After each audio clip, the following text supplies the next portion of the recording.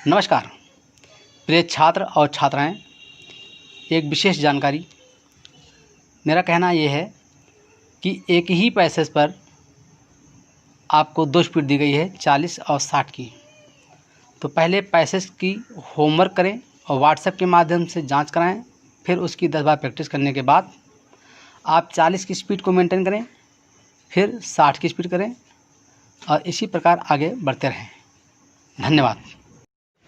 Ready start. प्रादेशिक राज्यपाल महोदय भारत सरकार की ओर से एक एजेंट के समान हैं।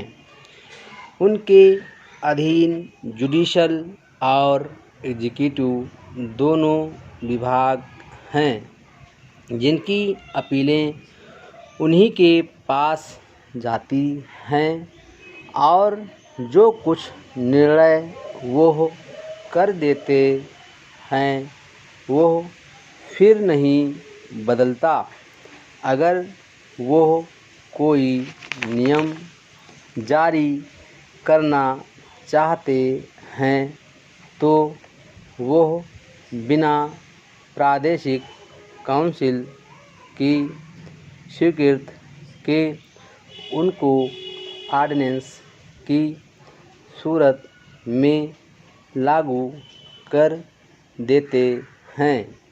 उनके अधीन बहुत से डिस्ट्रिक्ट होते हैं और हर एक डिस्ट्रिक्ट में एक कलेक्टर और एक असिस्टेंट कलेक्टर होता है, जिसको बाज़ जगह मजिस्ट्रेट और डिप्टी मजिस्ट्रेट के नाम से भी पुकारते हैं।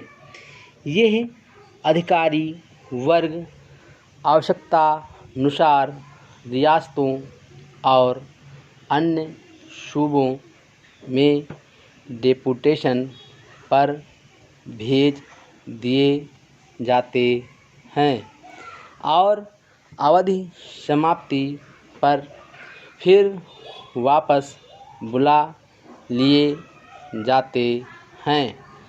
छोटे छोटे डिस्ट्रिक्ट में भी एक डॉक्टर और एक डिस्पेंसरी का होना आवश्यक है।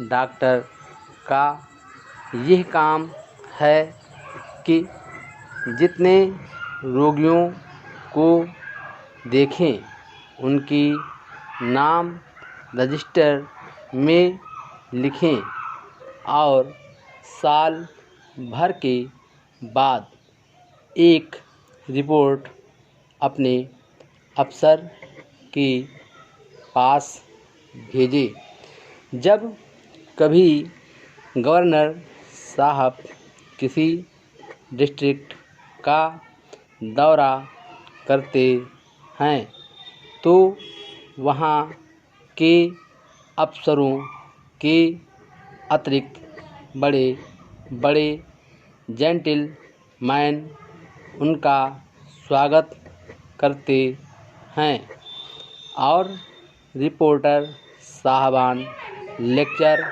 लिखकर अखबारों के एडिटरों के पास भेजते हैं, जिसमें तमाम लोगों को दौरे का हाल मालूम हो जाता है।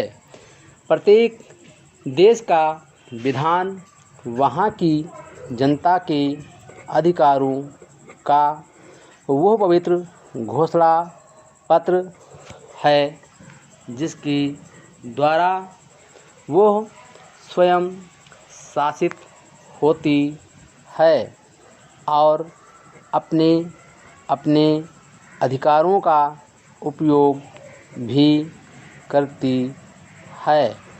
विधान निर्माण करने के लिए देश के गणमान्य प्रतिनिधि तथा विद्वान एकत्रित होकर यह विचार विमर्श किया करते हैं कि हमारे देश का विधान कैसा हो, जिसमें देश के प्रत्येक व्यक्ति को सुख, शांति और स्वतंत्रता हो। इसके लिए अनेक देशों के विधान, जिसे अंग्रेजी में कॉन्स्टिट्यूशन कहते हैं, देखने पड़ते हैं। तत्पश्चात अपने देश की सामाजिक और सांस्कृतिक परंपराओं का ध्यान रखते हुए सर्वमान्य सिद्धांतों के आधार पर विधान का निर्माण किया जाता है। विधान कार्यान्वित होने पर यदि कोई व्यक्ति विधान की अवहेलना करके उसके विरुद्ध कोई कार्य करता है तो वह देशद्रोह करता है। वैधानिक स्थिति से वह बाध्य है कि वह अपने विधान का आदर करे और उसके प्रति अपने को उत्तरदायी समझे। देश के प्रत्येक नागरिक को यह आवश्यक है कि वह विधान के प्रति अपने कर्तव्यों का पालन करे। विधान के अनुसार ही देश की शासन व्यवस्था भी होती है और शासन विधान के अनुरूप ही जब शासन प्रबंध भी सुचारू रूप का होता है तभी वह देश दूसरे देशों के लिए आदर्श बन जाता है। Full stop.